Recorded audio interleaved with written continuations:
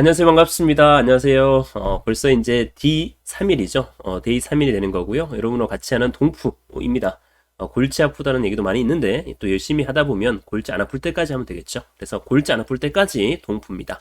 1번 문제가 됩니다. 우리나라에 자, 보시면 역사에 대한 문제인데요. 옳지 않은 겁니다. 역사는 부분은 물론 수방 한국어생 문제에 나오지 않았지만 엄청 많이 출제 잘 되고 있는 겁니다. 1426년도에 세종 8년도가 되겠고요. 금화도암 맞습니다. 최초의 소방 조직, 최초의 소방 기관이라 할 수 있고요. 병조에 맞습니다. 최초의 소방 기관, 최초의 소방 관서, 최초의 소방 조직이 됩니다. 맞고요. 1970년 독립된 자치소방체가 확립되었고 물론 70년도에 와서 서울과 부산은 본부가 나온 건 맞습니다. 그러나 전국의 시도에 완전히 본부 설치한 것은 1992년도가 되기 때문에 답은 2번에 틀렸습니다. 조심해야 돼요. 이런 것도 있어요. 두 가지인데 자 봅니다. 소방본부가 있고요. 그 다음에 자치소방행정이라는 게 있거든요. 소방본부의 처음은 1970년대가 되는 거고요. 완전히 독립은 1992년도 완전히 분리된 거고, 자치소방행정은 미군정 때 소방청이 있어서 경찰에 분리된 거고, 완전히 분리된 것은 뭐다? 1975년도에 민방위 본부가 발족되면서부터 완전히 분리된 거다. 이 두 가지 차이점도 기억하는 게 중요합니다. 자, 72년도에 서울과 부산, 이때는 직할시가 맞아요. 지금은 물론 강력시가 되는데, 이때는 직할시가 맞는 겁니다.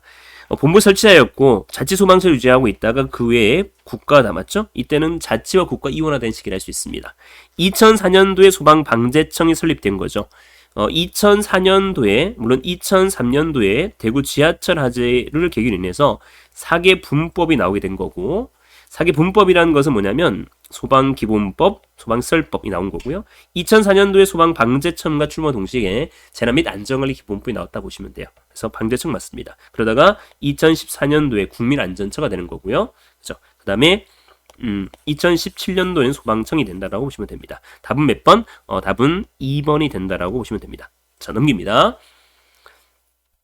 자, 2번 보겠습니다. 소화에 대한 설명인데 옳은 겁니다. 이 소화의 문제는 여러분들이 꼭 기억해야 되는 게 있어요. 가장 큰 것을 찾는 게임이라고 보시면 됩니다. 소화를 사실 내기나 좀 어렵습니다만 가장 큰 소화를 찾는 게임이라고 보시면 됩니다. 촛불을 입김으로 불어 끄는 소화는 냉각소화, 입에 침이 튀어서 꺼질 수 있지만 이는 주로 가연성과 날려버리기 때문에 제거가 됩니다.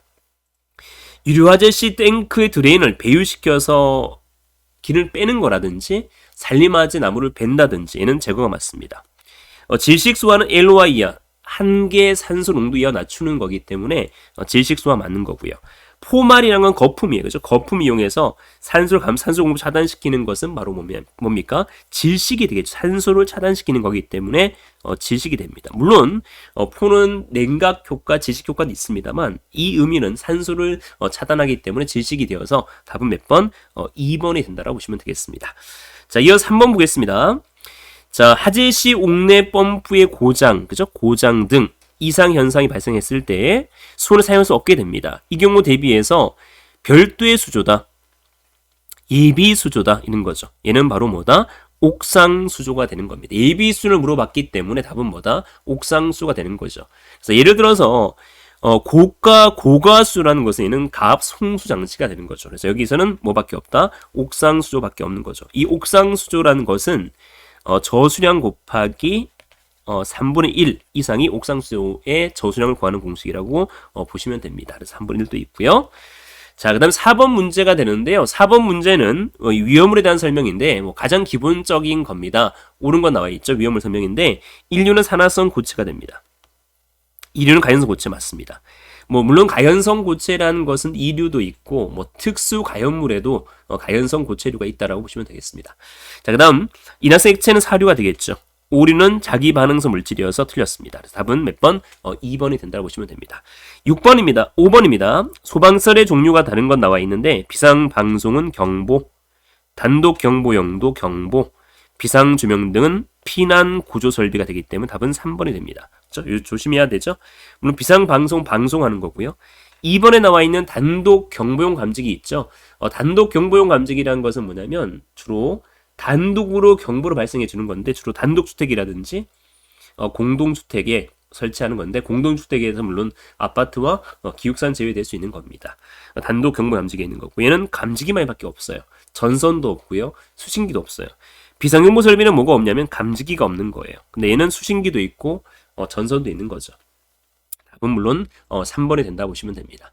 자, 이어서 6번 문제 보겠습니다. 6번 문제가 되는데요. 자, 보면 자, 6번 문제 봅니다.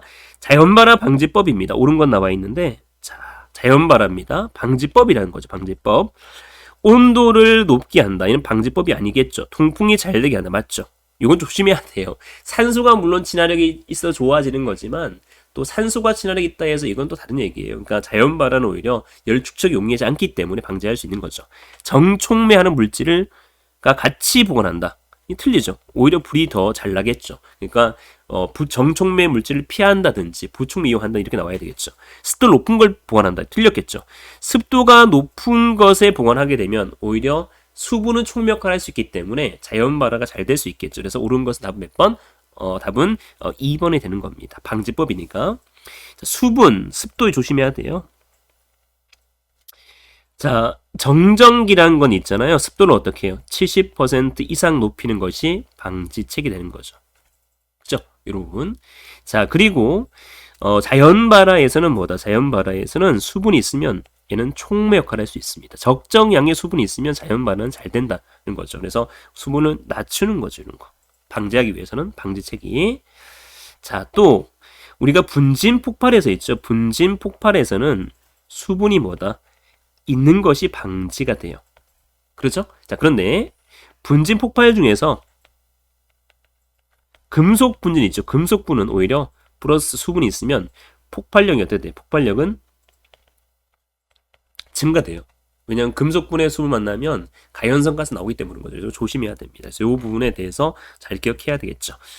자, 그 다음 볼게요. 자, 7번인데 양초와 유사한 형태가 되는데 양초란 건 우리가 일반적으로 우리 책에는 증발 에서 융해성이 있고 승화성이 있는데 그렇게 분류를 잘하지 않고 대부분 그냥 증발 연소 아니냐를 많이 물어보고 있는데 나프탈렌, 황, 파라핀 증발 연소고 섬유는 분해 연소이기 때문에 답은 몇 번? 2번이 된다라고 보시면 돼요. 그래서 증발이냐 분해냐를 물어보는 것이죠. 그래서 답은 몇 번? 1번이 되겠죠. 1번 섬유가 됩니다. 섬유가 된다 보시면 됩니다. 자, 그 다음에 8번 문제입니다. 8번 문제는 우선 경보 방식이 되는데요. 자, 보겠습니다. 일반 경보 방식은 주로 5층 3천 이상인 경우에는 우선 경보를 해야 되는 거죠. 경보하는 방식 우선 경보가 있고요. 전체 경보가 있는데 이 전체는 전체 이 대상물에 다 울리는 거고 우선 경보는 뭐다? 우선적 울리는 거예요.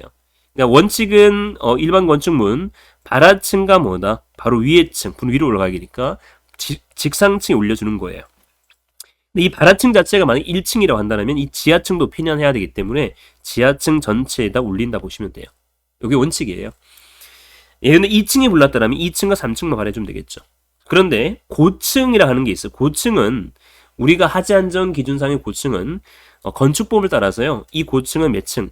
30층 이상을 얘기하는 거죠. 이 고층은 발하층과 뭐다?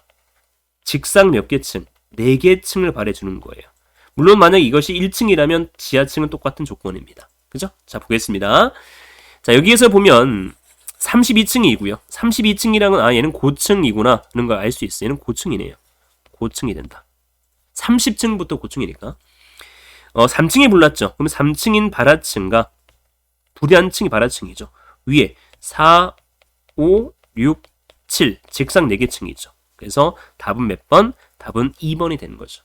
만약에 이 부분이 예를 들어서 1층에 불났다로 발하층이 한다라면 1층과 2, 3, 4, 5를 발해줘야 되는 거고 그 다음에 기타 지하층을 또 발해줘야 돼요. 그렇죠? 요게 있지만 3층이니까 지하층 한 게 없겠죠. 그래서 답은 2번이 됩니다. 이건 한번 기억 좀 해보시면 좋을 것 같고요. 자, 그 다음 봅니다.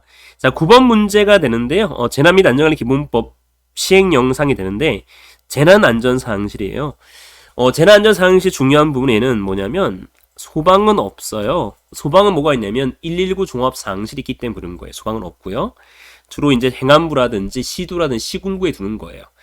재난사항을 효율적 관리를 하기 위한 장비 운영 관리 체계, 사실 운영의 전담 인력, 옳지 않은 거잖아요. 그죠? 운영 규칙, 규정, 그 다음에 재난 상황에 대비 규정과 다른 규칙, 신속한 정보를 수집, 전파, 자원의 관리, 지원을 위한 재난 방송 및 정보 체계를 할 수 있는데 요 부분이 조금 많이 어렵겠네요. 그죠? 답은 몇 번? 답은 3번이 됩니다. 3번. 그죠?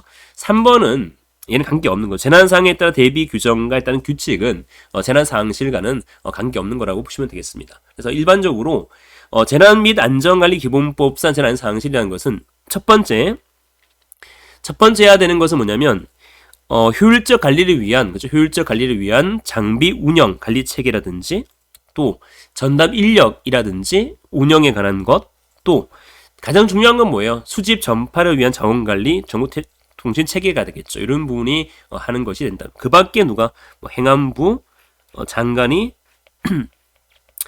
정하는 상황이 되겠죠. 그래서 답은 몇 번? 대비에 따른 규칙은 해당되지 않는 겁니다. 대비의 규정과 그에 따른 규칙은 해당되지 않는다라고 보시면 됩니다. 그렇죠? 그래서 일반적 재난 안전 상황실이라는 것은 주로 빨리 통보하기 위해 장비를 운영 관리한다는 것, 또 전담 인력 운영이라든지 또 수집 전파하기 위해서 대비 자원 관리라든지 방송 정보 체계라 보시면 됩니다. 그래서 이 부분 조금 어려운 부분인데 잘 이해하시면 좋겠습니다. 자, 10번 보겠습니다. 구조활동 중 구출 방법 결정 원칙이 아닌 건 나와 있는데요. 자, 구출 방법입니다. 물론 가장 적은 것은 뭐예요? 재산 피해가 뭐다? 적은 방법이 가장 맨 마지막에 이루어져야 되는 것 같고요.